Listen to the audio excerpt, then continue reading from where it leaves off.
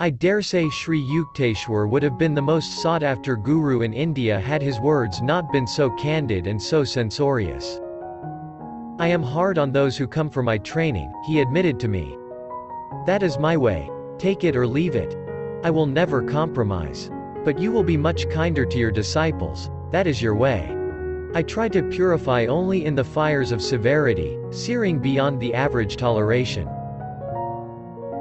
The gentle approach of love is also transfiguring. The inflexible and the yielding methods are equally effective if applied with wisdom. You will go to foreign lands, where blunt assaults on the ego are not appreciated. A teacher could not spread India's message in the West without an ample fund of accommodative patience and forbearance. I refuse to state the amount of truth I later came to find in Master's words. Though Sri Yukteswar's undissembling speech prevented a large following during his years on earth, nevertheless his living spirit manifests today over the world, through sincere students of his Kriya Yoga and other teachings. He has further dominion in men's souls than ever Alexander dreamed of in the soil. Father arrived one day to pay his respects to Sri Yukteswar. My parent expected, very likely, to hear some words in my praise.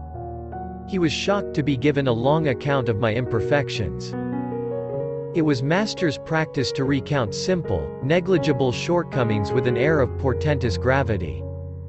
Father rushed to see me. From your guru's remarks I thought to find you a complete wreck. My parent was between tears and laughter.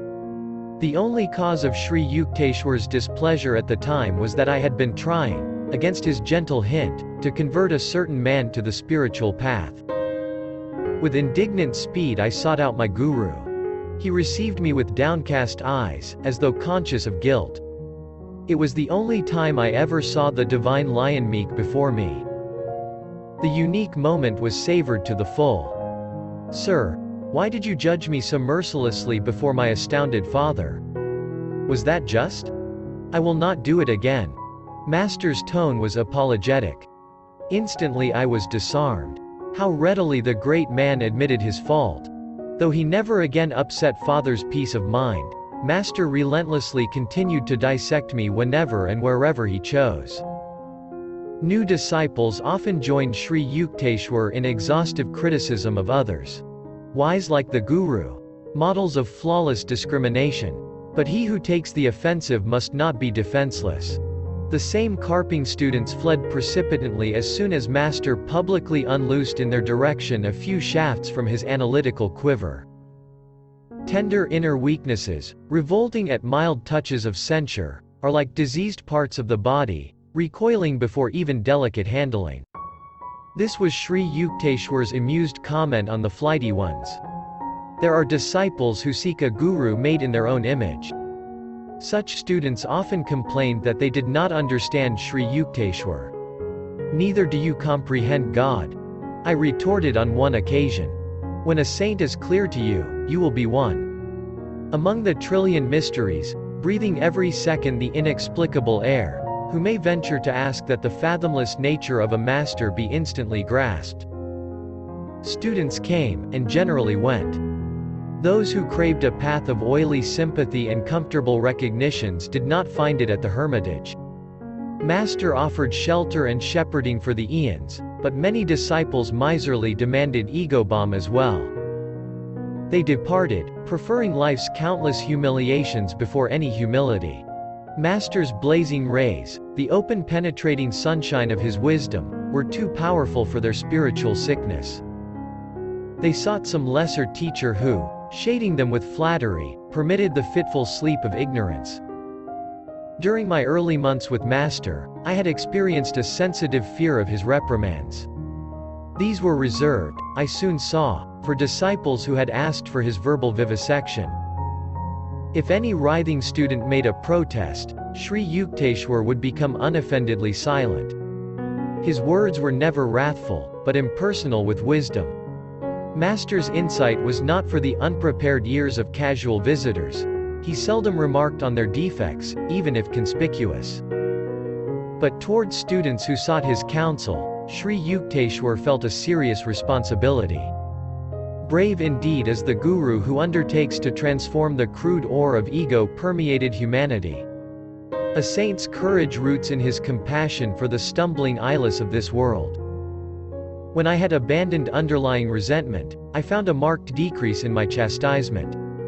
In a very subtle way, Master melted into comparative clemency. In time I demolished every wall of rationalization and subconscious reservation behind which the human personality generally shields itself. The reward was an effortless harmony with my guru. I discovered him then to be trusting, considerate, and silently loving. Undemonstrative, however, he bestowed no word of affection. My own temperament is principally devotional. It was disconcerting at first to find that my guru, saturated with jnana but seemingly dry of bhakti, expressed himself only in terms of cold spiritual mathematics. But as I tuned myself to his nature, I discovered no diminution but rather increase in my devotional approach to God. A self-realized master is fully able to guide his various disciples along natural lines of their essential bias. My relationship with Sri Yukteswar, somewhat inarticulate, nonetheless possessed all eloquence. Often I found his silent signature on my thoughts, rendering speech inutile. Quietly sitting beside him, I felt his bounty pouring peacefully over my being. Sri Yukteswar's impartial justice was notably demonstrated during the summer vacation of my first college year. I welcomed the opportunity to spend uninterrupted months at Srirampur with my guru. You may be in charge of the Hermitage. Master was pleased over my enthusiastic arrival. Your duties will be the reception of guests, and supervision of the work of the other disciples. Kumar, a young villager from East Bengal, was accepted a fortnight later for Hermitage training. Remarkably intelligent, he quickly won Sri Yukteswar's affection. For some unfathomable reason, Master was very lenient to the new resident. Mukunda, let Kumar assume your duties. Employ your own time in sweeping and cooking. Master issued these instructions after the new boy had been with us for a month. Exalted to leadership, Kumar exercised a petty household tyranny. In silent mutiny, the other disciples continued to seek me out for daily counsel. Mukunda is impossible. You made me supervisor, yet the others go to him and obey him. 3 weeks later Kumar was complaining to our guru. I overheard him from an adjoining room. That's why I assigned him to the kitchen and you to the parlor. Sri Yukteswar's withering tones were new to Kumar. In this way you have come to realize that a worthy leader has the desire to serve, and not to dominate. You wanted Mukunda's position, but could not maintain it by merit. Return now to your earlier work as cook's assistant. After this humbling incident, Master resumed toward Kumar a former attitude of unwanted indulgence. Who can solve the mystery of attraction? In Kumar our guru discovered a charming fount which did not spurt for the fellow disciples. Though the new boy was obviously Sri Yukteswar's favorite, I felt no dismay. Personal idiosyncrasies, possessed even by masters, lend a rich complexity to the pattern of life. My nature is seldom commandeered by a detail. I was seeking from Sri Yukteswar a more inaccessible benefit than an outward praise. Kumar spoke venomously to me one day without reason. I was deeply hurt. Your head is swelling to the bursting point. I added a warning whose truth I felt intuitively. Unless you mend your ways, someday you will be asked to leave this ashram. Laughing sarcastically, Kumar repeated my remark to our guru, who had just entered the room. Fully expecting to be scolded, I retired meekly to a corner. Maybe Mukunda is right. Master's reply to the boy came with unusual coldness. I escaped without castigation. A year later, Kumar set out for a visit to his childhood home. He ignored the quiet disapproval of Sri Yukteswar, who never authoritatively controlled his disciples' movements. On the boy's return to Srirampur in a few months, a change was unpleasantly apparent. Gone was the stately Kumar with serenely glowing face. Only an undistinguished peasant stood before us, one who had lately acquired a number of evil habits. Master summoned me and brokenheartedly discussed the fact that the boy was now unsuited to the monastic hermitage life. Mukunda, I will leave it to you to instruct Kumar to leave the ashram tomorrow. I can't do it. Tears stood in Sri Yukteswar's eyes, but he controlled himself quickly. The boy would never have fallen to these depths had he listened to me and not gone away to mix with undesirable companions. He has rejected my protection. The callous world must be his guru still. Kumar's departure brought me no elation. Sadly, I wondered how one with power to win a master's love could ever respond to cheaper allures. Enjoyment of wine and sex are rooted in the natural man, and require no delicacies of perception for their appreciation. Sense wiles are comparable to the evergreen oleander, fragrant with its multicolored flowers. Every part of the plant is poisonous. The land of healing lies within, radiant with that happiness blindly sought in 1,000 misdirections. Keen intelligence is two-edged, Master once remarked in reference to Kumar's brilliant mind. It may be used constructively or destructively like a knife, either to cut the boil of ignorance, or to decapitate oneself.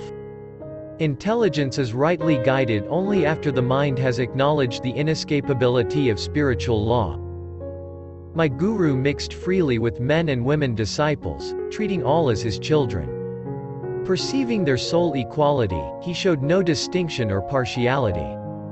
In sleep, you do not know whether you are a man or a woman, he said. Just as a man, impersonating a woman, does not become one, so the soul, impersonating both man and woman, has no sex. The soul is the pure, changeless image of God. Sri Yukteswar never avoided or blamed women as objects of seduction. Men, he said, were also a temptation to women. I once inquired of my guru why a great ancient saint had called women the door to hell. A girl must have proved very troublesome to his peace of mind in his early life, my guru answered caustically.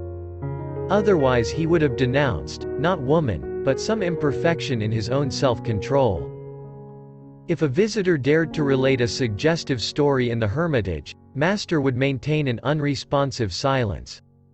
Do not allow yourself to be thrashed by the provoking whip of a beautiful face, he told the disciples.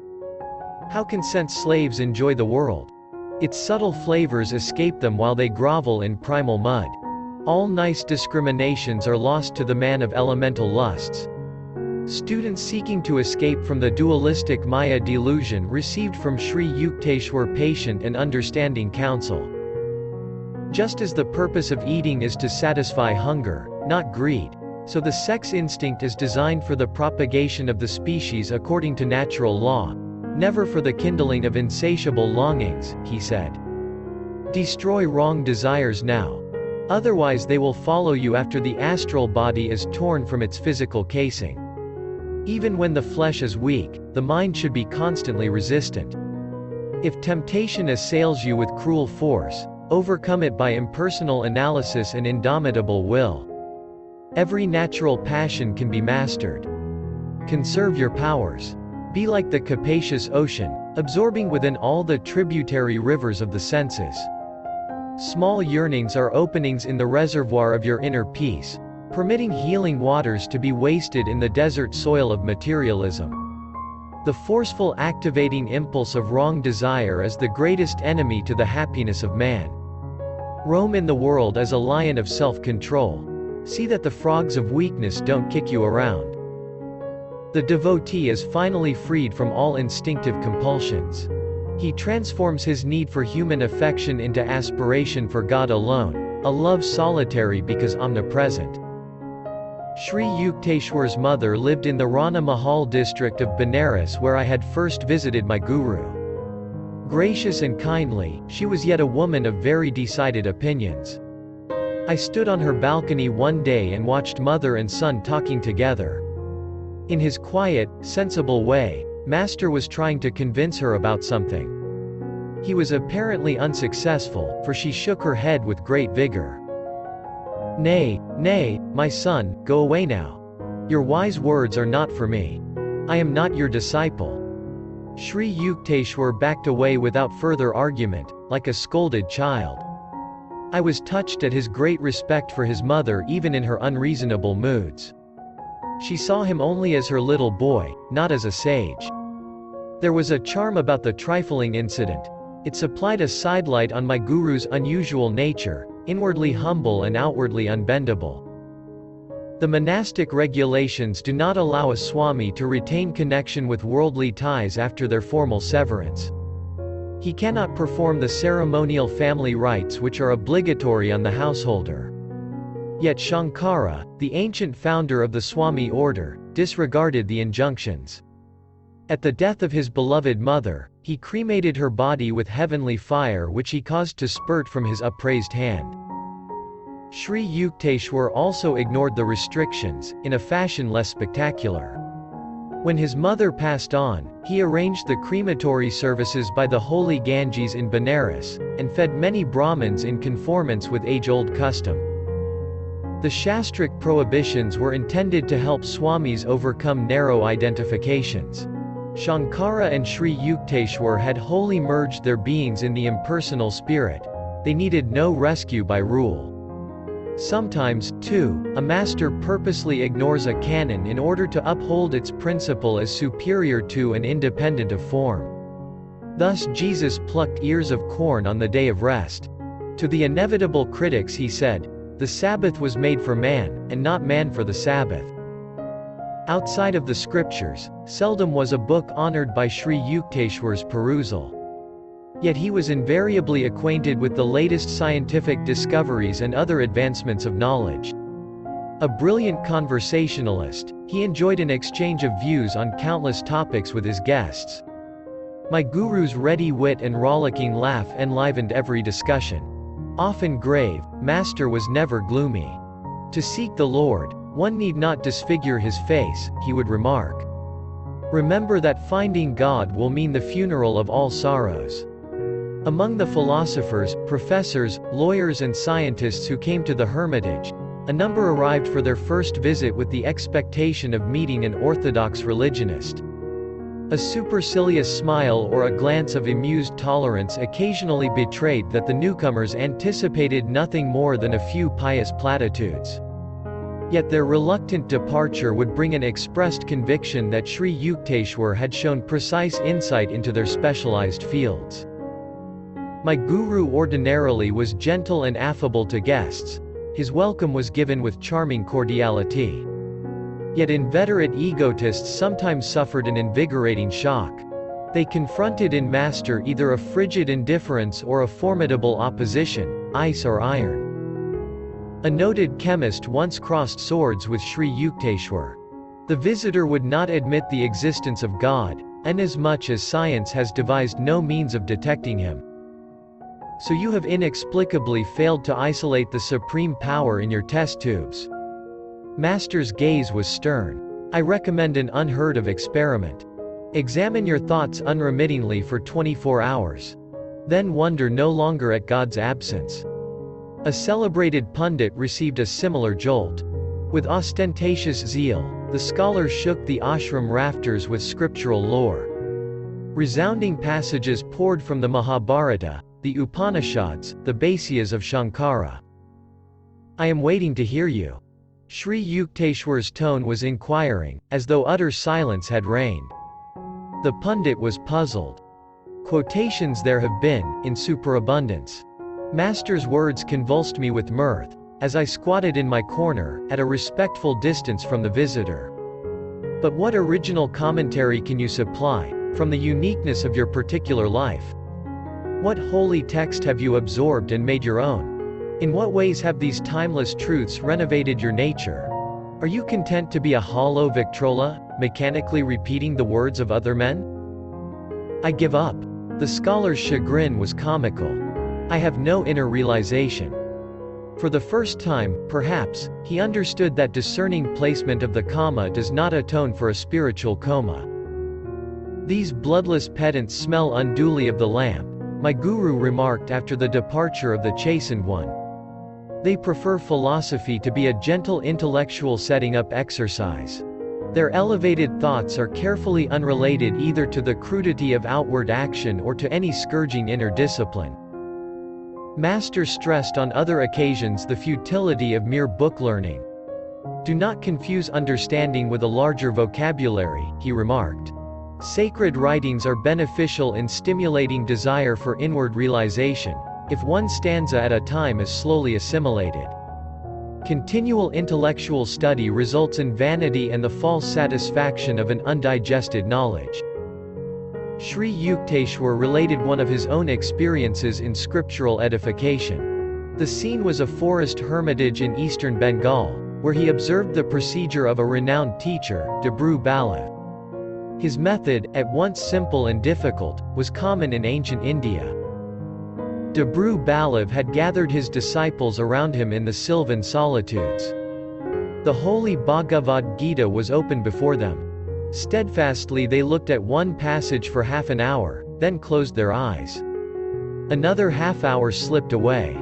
The master gave a brief comment. Motionless, they meditated again for an hour. Finally the guru spoke. "Have you understood?" "Yes, sir." One in the group ventured this assertion. "No, not fully. Seek the spiritual vitality that has given these words the power to rejuvenate India century after century." Another hour disappeared in silence. The master dismissed the students, and turned to Sri Yukteswar. "Do you know the Bhagavad Gita?" "No, sir, not really, though my eyes and mind have run through its pages many times." Thousands have replied to me differently. The great sage smiled at master in blessing. If one busies himself with an outer display of scriptural wealth, what time is left for silent inward diving after the priceless pearls? Sri Yukteswar directed the study of his own disciples by the same intensive method of one-pointedness. "Wisdom is not assimilated with the eyes, but with the atoms," he said. "When your conviction of a truth is not merely in your brain but in your being, you may diffidently vouch for its meaning." He discouraged any tendency a student might have to construe book knowledge as a necessary step to spiritual realization. The rishis wrote in one-sentence profundities that commentating scholars busy themselves over for generations, he remarked. "Endless literary controversy is for sluggard minds. What more liberating thought than, 'God is nay, God'? But man does not easily return to simplicity. It is seldom God for him, but rather learned pomposities. His ego is pleased that he can grasp such erudition. Men who were pridefully conscious of high worldly position were likely, in master's presence, to add humility to their other possessions." A local magistrate once arrived for an interview at the seaside hermitage in Puri. The man, who held a reputation for ruthlessness, had it well within his power to oust us from the ashram. I cautioned my guru about the despotic possibilities. But he seated himself with an uncompromising air, and did not rise to greet the visitor. Slightly nervous, I squatted near the door. The man had to content himself with a wooden box. My guru did not request me to fetch a chair. There was no fulfillment of the magistrate's obvious expectation that his importance would be ceremoniously acknowledged. A metaphysical discussion ensued. The guest blundered through misinterpretations of the scriptures. As his accuracy sank, his ire rose. "Do you know that I stood first in the MA examination?" Reason had forsaken him, but he could still shout. "Mr. Magistrate, you forget that this is not your courtroom," master replied evenly. "From your childish remarks I would have surmised that your college career was unremarkable. A university degree, in any case, is not remotely related to Vedic realization. Saints are not produced in batches every semester like accountants." After a stunned silence, the visitor laughed heartily. "This is my first encounter with a heavenly magistrate," he said. Later he made a formal request, couched in the legal terms which were evidently part and parcel of his being, to be accepted as a probationary disciple. My guru personally attended to the details connected with the management of his property. Unscrupulous persons on various occasions attempted to secure possession of master's ancestral land. With determination and even by instigating lawsuits, Sri Yukteswar outwitted every opponent. He underwent these painful experiences from a desire never to be a begging guru, or a burden on his disciples. His financial independence was one reason why my alarmingly outspoken master was innocent of the cunnings of diplomacy. Unlike those teachers who have to flatter their supporters, my guru was impervious to the influences, open or subtle, of others' wealth. Never did I hear him ask or even hint for money for any purpose. His hermitage training was given free and freely to all disciples. An insolent court deputy arrived one day at the Srirampur ashram to serve Sri Yukteswar with a legal summons. A disciple named Kanai and myself were also present. The officer's attitude toward Master was offensive. "It will do you good to leave the shadows of your hermitage and breathe the honest air of a courtroom." The deputy grinned contemptuously. I could not contain myself. "Another word of your impudence and you will be on the floor." I advanced threateningly. "You wretch!" Kanai's shout was simultaneous with my own. "Dare you bring your blasphemies into this sacred ashram?" But Master stood protectingly in front of his abuser. "Don't get excited over nothing. This man is only doing his rightful duty." The officer, dazed at his varying reception, respectfully offered a word of apology and sped away. Amazing it was to find that a master with such a fiery will could be so calm within. He fitted the Vedic definition of a man of God: softer than the flower, where kindness is concerned; stronger than the thunder, where principles are at stake. There are always those in this world who, in Browning's words, endure no light, being themselves obscure. An outsider occasionally berated Sri Yukteswar for an imaginary grievance. My imperturbable guru listened politely, analyzing himself to see if any shred of truth lay within the denunciation. These scenes would bring to my mind one of Master's inimitable observations: "Some people try to be tall by cutting off the heads of others." The unfailing composure of a saint is impressive beyond any sermon.